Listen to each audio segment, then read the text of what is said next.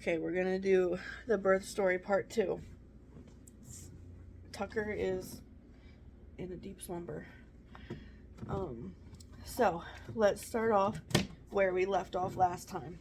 So, to paint the scene, I'm in the bathtub, laying on my left side in complete darkness with my doula and her infant baby. I forget the name right now. But the baby's so cute. Her baby was being really good. He was not crying or anything. He was just chilling out. But we were in the dark, and so she was not expecting me to call her. She was just happened to be in the area, and so she came when I needed her, and she called her husband to come get the baby. But they live an hour away, so I had to wait for that.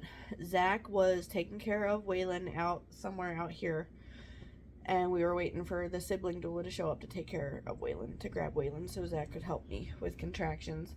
So I was laying on my left side in the bath in the dark, and they brought me a water bottle, but I drank all of it. So I started drinking bath water. I hadn't expelled anything into the water yet. It was just water. But I know that in order to dilate well, you need to stay hydrated. So I was taking sips of bath water in between contractions. And they were like starting to get really strong. If you watched the last video, you'll know the contraction that we left off on was like, I guess the baby's head had descended to a certain point that was like triggering different types of contractions, more like pushy contractions. And they were happening like automatically. I wasn't like pushing myself. If anything, I was like not ready, because I had only been in labor for like 2 hours at this point, and I was like, whoa, this is too fast. I don't know, last time I was in labor for like 2 days, 2.5 days with contractions, and I thought it would be more like that, like more contracting for like a whole day before I was anywhere near ready to push a baby out. And then here I was having some sort of reflex. I don't know if it was like the ejection reflex, because the baby didn't eject itself yet, but the pushing was so intense. It was a full body push that it was making me throw up. My stomach was empty, and it was making me feel like I had to poop and go pee at the same time. It was like a whole body like exorcism was happening. And I couldn't control it. But the baby did not come yet. So Carly was telling me, she's like, I'm gonna put my gloves on just in case. And I was like, okay. I wasn't even like thinking about that. I was like, whatever. I was just like in the moment, like, oh my god, these contractions. And I knew that I needed to relax and like get rid of the tension, especially near the shoulders and my mouth, because that is all connected to your pelvic floor. And so logically I was like, I need to relax. And trying to like physically relax my body, it's always been really hard for me, especially with the sensations of the contractions. And then I was, in the back of my mind, I was scared about rupturing, because I had a C-section before, and I was having sensations in the front below my belly button but above my scar, and the doula and the midwife said that's where you will feel the contractions. That's just where you're gonna feel it. But I was scared that every time I was having a contraction, I was rupturing. So that was making me have more tension, because I was like trying to fight back the contractions and trying to hold them back and like not let them push the baby out. I was like kind of like this, like holding him in more. But yeah, that, just so you know, that doesn't work. You can't, once it starts, you can't stop it. So and when you're making tension for yourself like that, you're just making it hurt more. And I knew that fear and tension would create more pain, but it's like I just couldn't stop being scared. And the doula was telling me, like, you're safe, it's okay, everything's gonna be okay, everything's normal. But you know, I just couldn't like get over that hurdle. I think next time, if there is a next time, if we have a third one, it will be easier for me to get over that, because the chance of rupturing is even smaller now if I do it again later on. And also I know I will remember that feeling and know like, okay, this is a normal feeling. And even though I knew like if you're rupturing, you'll feel the pain between contractions. And this was like after the contraction was done, the pain was gone. But every time I was having that pain in that area, I was like, oh my God, what if I'm rupturing? So anyway, this next part I think is transition, because my doula said that she thought I was in transition. After a certain amount of contractions in the bathroom tub, I did have Zach come take the doors off the tub, because we have sliding glass doors in the tub.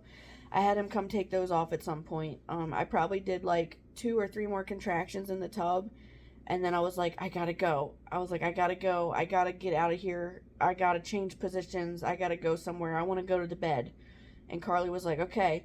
And so she helped me get out of the tub, and I think I sat on the toilet to go pee, because I was like, I have to go pee. And I was scared to go pee, because I know that the toilet will really help you to dilate further, and I was already having problems coping with the pain. And so I started crying. I was like, Carly, I'm scared to sit on the toilet, because I thought it was going to make it like more intense. And she was like, it's going to be okay. And so I sat on the toilet. I think I was like too scared to relax my pelvic floor to go pee for a while. I had a contraction, and then I think after the contraction I did finally go pee. And then I started crawling to the bed, and at this point Carly and I had adopted this method of where she shakes my hips and like shakes my butt during contractions. That was really helping me with the pain relief. Especially my right hip was killing me during contractions. I would rub my own right hip while Carly was holding the baby, and then once the baby left, Carly was helping me do it.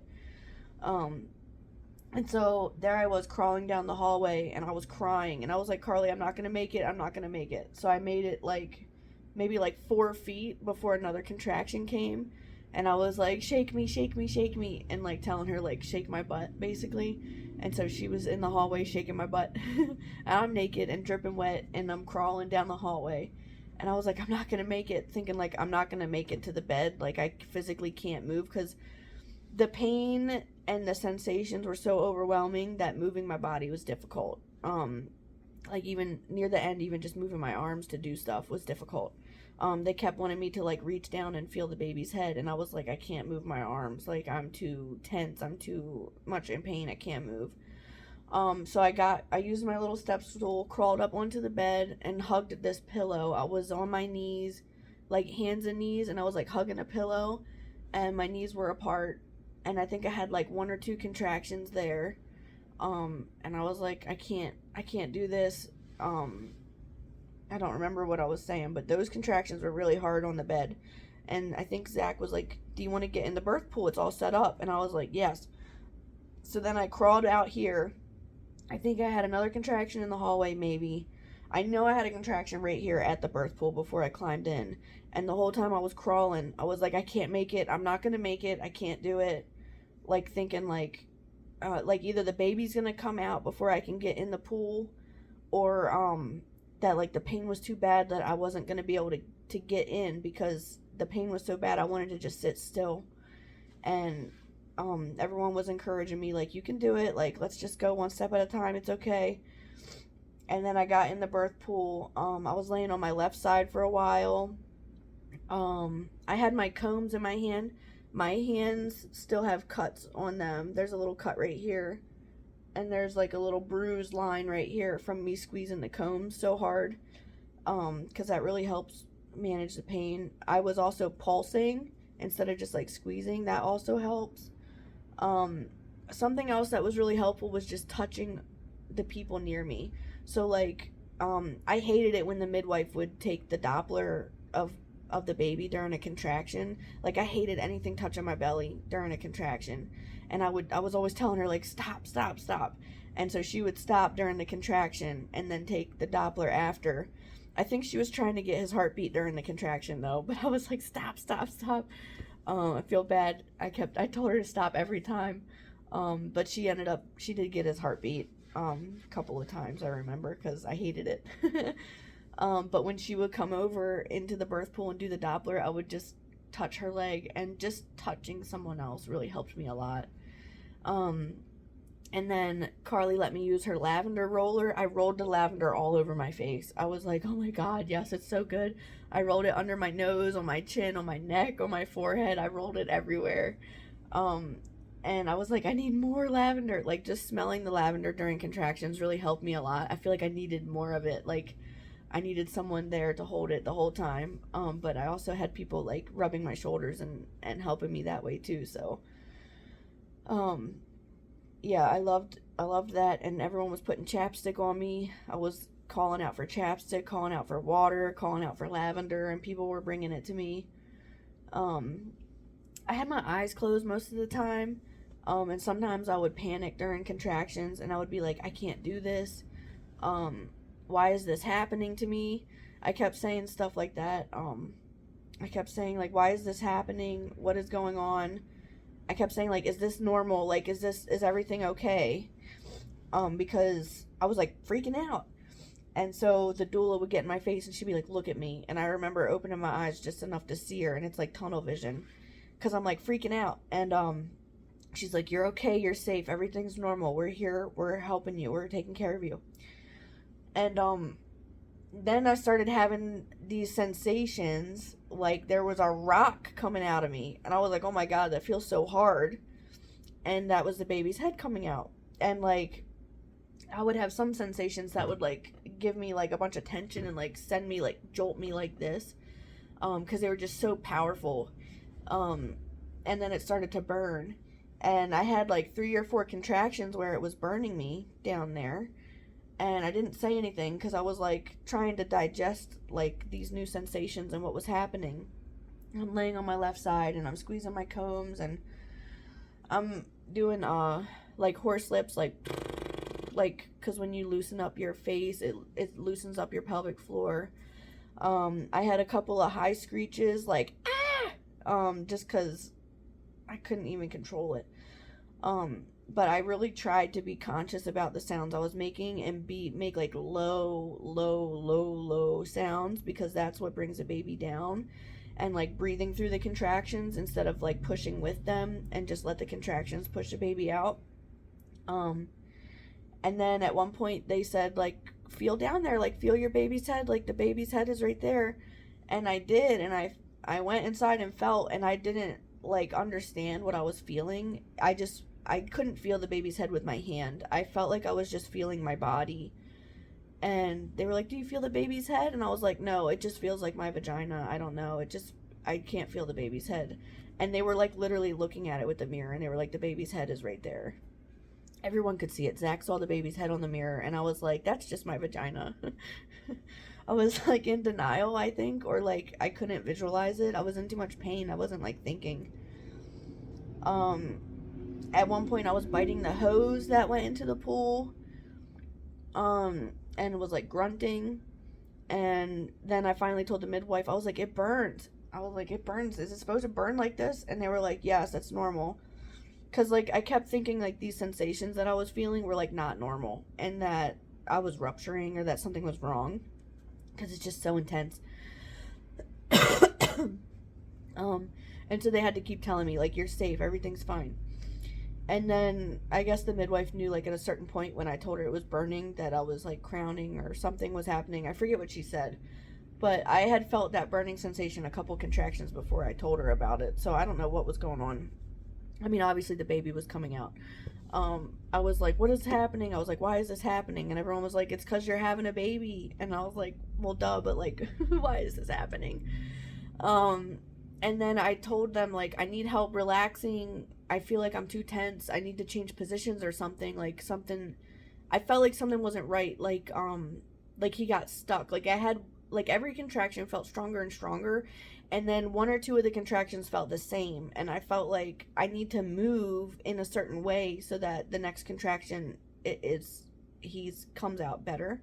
I felt like he was like stuck on something. I don't know. So I asked them like, what position should I get in? And they had me kind of like lay on my back a little bit in the birth pool. And I told them, I was like, I don't want to tear, because I know pushing on your back will make you tear. And they were like, don't worry about it. It's fine. Like, it's not going to be a big deal. And I wish I would have tried a different position, but I feel like being in the water really helped like lessen any tears that I was gonna get. And I think just being so tense led to me having a couple tears, and my pelvic floor has always been really tight because of trauma. So there's a lot of factors that go into whether or not you're gonna tear. So, and some of it's genetic too, but so I felt like this giant rock coming out, and it was a very strange sensation to feel something so hard and so large coming out. And I just kept thinking to myself, like, I cannot do this anymore.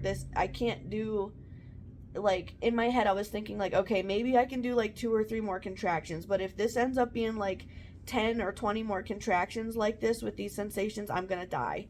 I remember thinking, like, I'm ripping apart, it hurts so bad, it burns so bad, I cannot, this is unsustainable. I'm gonna have like an out of body experience and like leave my body somehow, like if there's any more than a certain amount of contractions. And I think I only had, like, in the birth pool total, I probably had like 20 contractions total once I got to the birth pool. And think all of this started at like 2:30, 3 p.m. and the baby came out at 8:45. So that's like 5 hours and 45 minutes, or like 6 hours ish. And I think I was only in the birth pool for like an hour, and then the baby was out. So for like the whole hour or 2 hours before that, it was like intense active labor and me in transition. But the whole time I was in denial. I was like, how is this happening so fast? I'm in labor right now. Like, it's actually happening. I can't believe it. Because last time it wasn't like this. Last time it was just like early labor contractions for 2.5 days. I never felt anything as intense as what I felt here during this labor. And then, like, every contraction, it felt so big, and they kept telling me, like, let it be big, like, let it go. And I kept telling them, like, I'm holding it back, like, I'm tense, I can't let it go. And they walked me through it, like, they talked me through it. They were like, you have to let it be big. It's not bigger than yourself. It's not going to be any bigger than yourself than what you can handle. They said, don't hold back, push into it, like, bear down with it and go with it. And I did, and I think like 2 contractions like that and the baby's head was out, and I felt so much relief. I was like, oh, thank God. And then I remember there was one contraction where I felt like nothing was happening. Like, I felt tight. This was right before his head came out. I had like a little break. Like, my body gave me a little break to save my energy. And mind you, this is like, I feel like this was like every minute. I feel like I didn't have more than 3 minutes between contractions to rest. I really wish I had like 10 minutes between contractions to rest, but it was like boom, boom, boom, boom. I'm like, oh my God, when is this gonna stop? I just wanted a break. And there was one contraction where it didn't hurt as bad as the others, and I felt like he didn't move really. It was like a really weak contraction. And I know the midwife mentioned something about that my body gave me a break. I remember that. And then finally the head came out, and I was like, oh, thank God. I was like, this is it. And like, my spirits started to change. Like, once the head came out, I was like, oh my God, I did it. Like, in my head, like, I had already crossed the finish line, because I knew like that was the hard part, and then the easy part was coming. And then boom, his body came up, and I remember they said, reach down, grab your baby, but I was already on my way. I don't even know where the combs went. And I grabbed him and put him up here, and I smiled so big. I remember I smiled so big, and Carly was taking pictures, and that was it. I could hear him breathing and making little baby sounds. He didn't cry. I was trying to get him to cry, so I was like this, and then I think someone came in right away with the towel. They put the towel in the water to get it warm and put it on him. And then I was like, I thought you didn't need to put a towel on them if we did skin to skin. And they were like, that's only for land births, but in the water, like, the babies lose too much heat. Body heat. Making sure he's still breathing. Body heat, so you gotta put the towel on. So like every couple minutes I was like dunking the towel and putting it. And then they wanted me to deliver the placenta, but I was scared, and I was like holding it in, and I was like, I don't want to. And then they were like, well, we can go to the bed. And so they helped me get out and go to the bed, and I still had the cord, and the placenta was in me. And I went to the bed. They gave me some tinctures to help me deliver the placenta. I didn't want the Pitocin. I said, let's do the tinctures first, and as long as I'm not like hemorrhaging, I don't want to do the Pitocin or whatever. And they kept telling me, like, you gotta get the placenta out. And I was like, I don't want to. And they were like, we're gonna help you and push on your belly. And I was like scared and crying. I was like, please don't. And then they were like, it won't hurt as bad as when you were in the hospital with your C-section, because in the hospital they like freaking push on your belly right after the C-section, and it makes you want to die. And so they explained, like, it's gonna be super gentle, we're just gonna push on it a little bit. And then I was like, okay. And then I let them do it. And then they were talking about, at one point they were talking about like kind of pulling on the cord a little bit to see if it was released. And in my head, like, I know, like, don't let anyone pull on your cord, because it could make pieces of your placenta stay in your uterus if they pull the placenta out by the cord. And she was explaining, like, no, it's just a light tug just to see if it's loose yet, just to see if it came off your uterus yet. And I was like, okay. And so she did that. I was like, don't pull it out by the cord though, and she didn't. She was really respectful. I was like really scared about this part, the third stage of the management of the third stage. I was like, I was nervous to hemorrhage. I was nervous to push the placenta out, but they were like, you have to push the placenta out so that your uterus can go smaller, so that you'll stop bleeding. And they were explaining to me that like blood is building up behind the placenta, and that we have to get it out. And so they helped me, and I pushed it out. I had to do 2 pushes to get it out. And then they pushed on my belly a little bit to get my uterus to go smaller and get some blood clots out, because it was like starting to clot up in there. And then I had to go to the bathroom, and they went with me. My midwife went with me and helped me, and to make sure to check how much blood clots were coming out, and she was just making sure I wasn't bleeding too much and stuff. And I'm still holding the baby, I think. Was I holding the baby? Yeah, I don't know what I was doing. Zach cut the cord at some point. I think Zach cut the cord before I went to the bathroom, and then Zach was holding the baby while I went to the bathroom. And I was like having like a little like meltdown at every step. I was like, I don't want to push my placenta out. I don't want stitches. I don't want to do this. I don't want to do that. I was like just like whiny, and I was like, I don't want to do anything. I don't want to move. Everything hurts. And I was just scared that something was still gonna go wrong. So Amanda took good care of me and explained every step. She's like, I'm not going to do anything you don't want me to do. This is what I want to do, and this is why I think it will help you, and this is why I think we should do it. And then she helped me to understand, like, this is something I really should do, and reasoned with me. And so Waylon was crying at one point. He was getting his bedtime diaper. I went in there to comfort him because he was 2 hours late for his bedtime. And they were like, Emily, go lay down. They were like, I can't believe you're going and parenting Waylon right now. You have to go lay down. And I was like, oh, sorry. I just love him so much, and he's crying. So I went and laid down, and then they assessed me for tears. And then they said I had a 2nd-degree tear on the bottom, on the inside a little bit. Everything on the outside was good. And that they just had to do, like, maybe it was like 3 or 4 stitches. I don't know. But they said I had to get a needle for the numbing, to stick the needle in and numb me with lidocaine. And I was freaking out. I was like, oh my god, no. I was like, I don't want no needles. And thinking it was going to hurt really bad, because I had needles in my mouth before, lidocaine needles. And I hate that. It hurts so bad. But I didn't even really feel it, really. It wasn't that big of a deal. The one on the right side, I didn't feel it at all. And I was holding someone's hand to help me feel better, too. I didn't feel the one on the right at all. The one on the left, I kind of felt it. It felt maybe like a bee sting, like half of a bee sting. And then she stitched me up, and I could feel some sensations. I actually felt like, I asked her, I was like, are you stitching my butthole closed? And she was like, no. I was like, well, that's what it feels like. So it was just a strange sensation. But she stitched me up right on the bed. I think I was holding the baby. I don't remember. Zach might have been holding the baby. And then they left. They said, we're going to let you do, like, your bonding time. Sorry, I'm sick. So they gave us, like, 20-30 minutes. They were out in the living room doing midwife and doula stuff. And they left us alone, me and Zach and the baby, for a little bit. And then they came back in.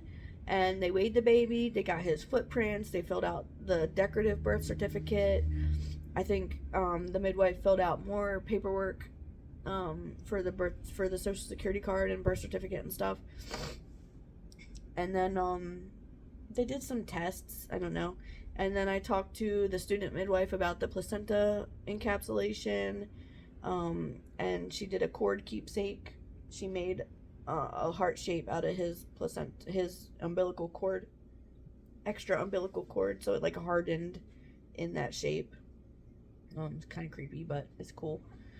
And then everybody left. I mean, the sibling doula left first, I think, because Waylon went to sleep. She was like, "Do you need anything else?" I was like, "No, thank you." And the postpartum doula showed up, and she brought me some lactation tea and a victory meal. I didn't feel like eating though at the time, but I did take the tea. The birth doula helped me get a dose of my Floridix iron. And then everybody kind of just packed up and cleaned and left. And it was just me and Zach and the little baby. I think they were only there for like 2 hours after the birth, or maybe 1 hour. And then that was it. And he was healthy and beautiful and the best baby ever. And just like Waylon. Waylon was beautiful and healthy and the best baby ever. And so that is my positive, like, I know I was freaking out, but it's positive. My positive HBAC story, home vaginal birth after C-section. And so that's it. I hope you really enjoyed listening to my birth story. Carly is working on photos and videos. She said video will take a couple months, but maybe photos will be here in a couple weeks, because she was my birth doula and photographer. So you guys will be seeing those soon. But thanks for watching. See you next time.